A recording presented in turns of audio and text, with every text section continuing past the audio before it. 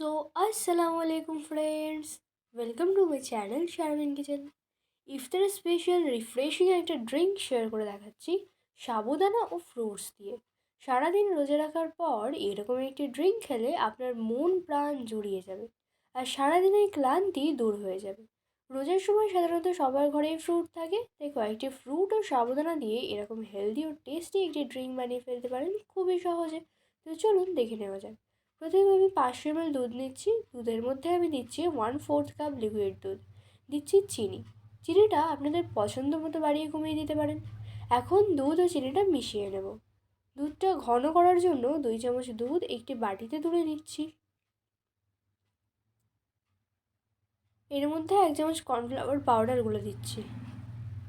যেহেতু ইফতারের আগে আমাদের হাতে টাইম কম থাকে, তাই দুধটা জাল দিয়ে ঘন করার টাইম থাকে না, সেই জন্য কর্নফ্লাওয়ার গুলে দিয়ে দুধটা জাল দিয়ে নিচ্ছি। এতে করে দুধটা তাড়াতাড়ি ঘন হয়ে যাবে।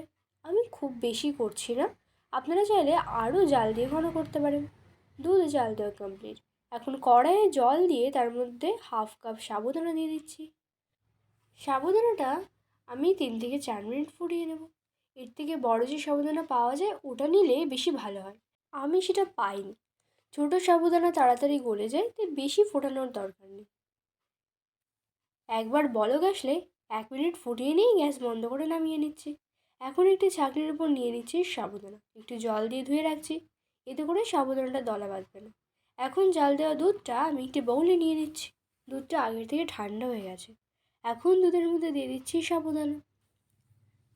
সাবুদানা দেওয়ার পর কিছু ফ্রুটস দিয়ে দিচ্ছি।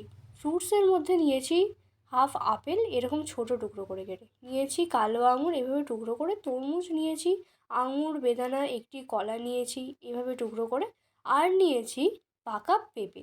এখন এই সব ফ্রুটসগুলি দুধের মধ্যে দিয়ে দিচ্ছি। আপনারা আপনাদের পছন্দ মতো যে কোনো ফ্রুট দিতে পারেন ও বাড়িয়ে কমিয়েও দিতে পারেন। এই সব ফ্রুটসগুলি দিয়ে মিশিয়ে নিলেই হয়ে গেল। দেখুন কতটা সুন্দর লাগছে দেখতে।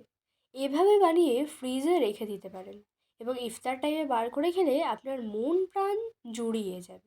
কলিজা ঠান্ডা করার মতো একটি ড্রিঙ্কস, অনেক টেস্টি এই ড্রিঙ্কটা। এই রমজান মাসে একবার হলেও বানিয়ে দেখতে পারেন। সকল রোজাদার তৃপ্তি সহকারে খাবে। বাড়িতে অতিথি আসলেও বানিয়ে খাওয়ালে 1 গ্লাসে মন ভরবে না, বারবার চাইবে। বিশেষ না হয় একবার বানিয়ে দেখুন, আশা করছি ভালো লাগবে। ভালো লাগলে কমেন্ট করে জানাবেন।